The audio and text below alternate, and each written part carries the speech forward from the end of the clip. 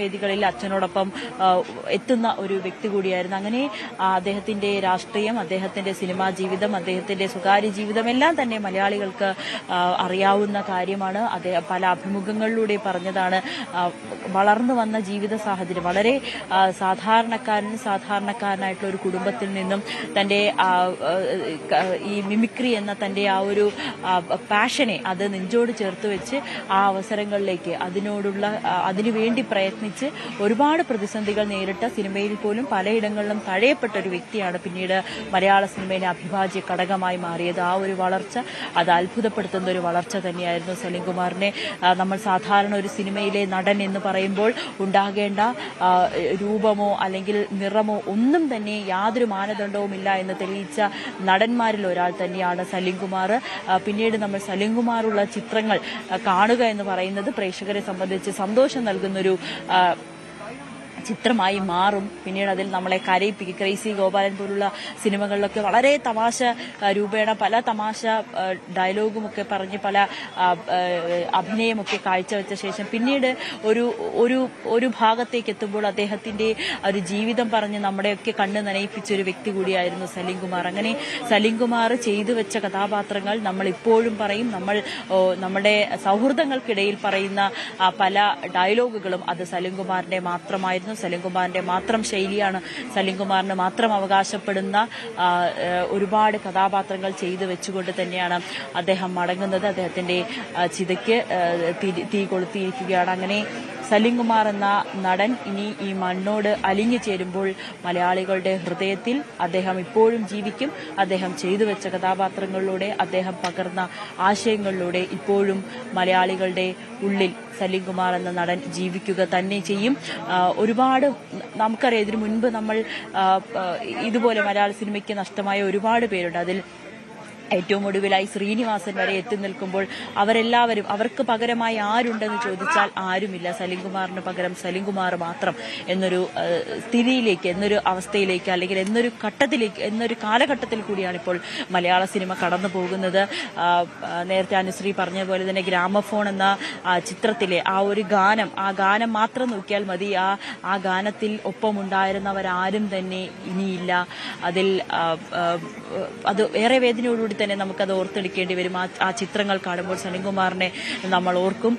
അതേപോലെ തന്നെ നടൻ മോഹൻലാൽ അദ്ദേഹം പറഞ്ഞിരുന്നു താൻ അഭിനയിച്ച ഒരു ചിത്രം, ആ ചിത്രം ഈ അടുത്തിടെ കണ്ടപ്പോൾ, അതിന്റെ ഒരു സീൻ കണ്ടപ്പോൾ താൻ ഓർക്കുകയായിരുന്നു, തനിക്ക് ചുറ്റുമുള്ളവരാരും തന്നെ ഇപ്പോഴില്ലല്ലോ, താൻ തനിച്ചായി, ബാക്കി എല്ലാവരും തന്നെ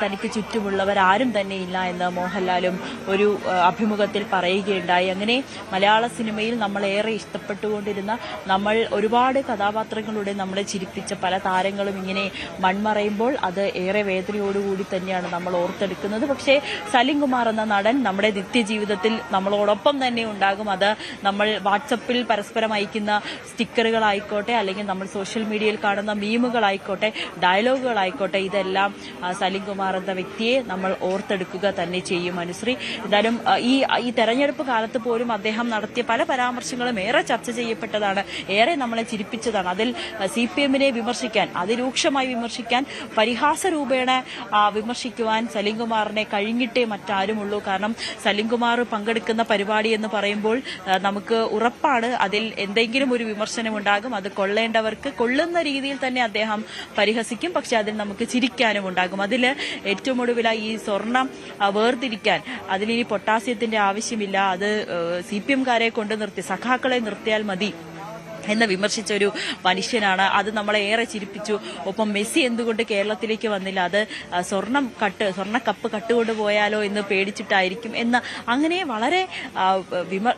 വളരെ വലിയൊരു വിമർശനമാണ്. വലിയൊരു അത് കൊള്ളേണ്ടവർക്ക് കൊള്ളുക തന്നെ ചെയ്യും, അവർക്ക് പൊള്ളുക തന്നെ ചെയ്യും. പക്ഷെ അത് പറയാൻ യാതൊരു മടിയും കൂടാത്ത ഒരു വ്യക്തി കൂടിയായിരുന്നു സലീംകുമാർ. പിന്നീട് അദ്ദേഹത്തിന് എതിരായിട്ടുള്ള സൈബർ ആക്രമണം, അദ്ദേഹത്തിന്റെ മകനെതിരായിട്ടുള്ള സൈബർ ആക്രമണത്തിനെ കുറിച്ചൊക്കെ ചോദിക്കുമ്പോൾ അദ്ദേഹത്തിന്റെ ആ മാസ് സിനിമ സിനിമ ഡയലോഗ് ഉണ്ടല്ലോ, ഇതൊക്കെ എന്ത് എന്നുള്ള ആ രീതിയിൽ മാത്രമാണ് അദ്ദേഹം പ്രതികരിച്ചിട്ടുള്ളത്. അങ്ങനെ ഓരോ പ്രാവശ്യവും നമ്മൾ അദ്ദേഹത്തിനെ കാണുമ്പോൾ, അദ്ദേഹത്തെ കണ്ടു മടങ്ങുമ്പോൾ ഒരു ചിരിക്കാനുള്ള, നമുക്ക് ഓർത്തോർത്ത് ചിരിക്കാനുള്ള ഒരു ഡയലോഗ് പറഞ്ഞിട്ടായിരിക്കും സലിംകുമാർ മടങ്ങുന്നത്. ആ ചിരി, സലിംകുമാർ എന്ന് പറയുമ്പോൾ ചിരിയാണ്, ചിരി എന്ന് പറഞ്ഞാൽ അത് സലിംകുമാറാണ്. ആ ഒരു കാഴ്ച ഇനി നമുക്ക് ഉണ്ടാകില്ല. സലിംകുമാർ ഈ ലാഫിംഗ് വില്ലയിൽ സലിംകുമാറിന്റെ ചിരി ഇനി ഉണ്ടാകില്ല. ഇവിടെ വരുന്നവർക്ക് വലിയ നിരാശയായിരിക്കും. പക്ഷേ സലിംകുമാർ എന്ന നടൻ നമ്മുടെ മനസ്സിൽ എപ്പോഴും ഉണ്ടാകും. അദ്ദേഹം സ്വന്തം മണ്ണിൽ തന്നെ, അദ്ദേഹത്തിന്റെ വീട്ടിന്റെ സ്വന്തം മണ്ണിൽ തന്നെയാണ്, വീട്ടുവളപ്പിൽ തന്നെയാണ് സംസ്കാരം പൂർത്തിയായിരിക്കുന്നത്. അദ്ദേഹത്തിന്റെ ചിതയ്ക്ക് തിരികൊളുത്തി വളരെ വേദനയോടുകൂടി തന്നെ നമുക്കത് പറയേണ്ടി വരും. മലയാളികളുടെ പ്രിയപ്പെട്ട നടൻ സലിംകുമാർ ഇനിയില്ല. ലാഫിംഗ് വില്ലയിലെ ചിരി മാഞ്ഞിരിക്കുന്നു. സലിംകുമാർ നമ്മളെയൊക്കെ വിട്ട് പിരിഞ്ഞിരിക്കുന്നു. മൃതദേഹം ഔദ്യോഗിക ബഹുമതികളോടെ ഇപ്പോൾ സംസ്കരിച്ചിരിക്കുകയാണ്. കാണാൻ കഴിയാതെ, അവസാനമായ ഒരു നോക്ക് കാണാനാകാതെ ആയിരങ്ങളാണ് ലാഫിംഗ് വില്ലയിൽ ഇപ്പോഴും തടിച്ചുകൂടി നിൽക്കുന്നത്. ഇനി ലാഫിംഗ് വില്ലയിലേക്ക് പോകുന്നവർക്ക് സലിംകുമാർ എന്ന മഹാനടനെ, അദ്ദേഹത്തിൻ്റെ ചിരി അതവിടെ കാണാൻ സാധിക്കില്ല. അന്ത്യവിശ്രമം കൊള്ളുന്ന സലിംകുമാറിനെ ആയിരിക്കും ഇനി ലാഫിംഗ് വില്ലയിലെത്തുന്ന ആരാധകർക്കും സലിംകുമാറിനെ ഇഷ്ടപ്പെടുന്ന ആളുകൾക്കൊക്കെ കാണാനായി ബാക്കിയുണ്ടാവുക.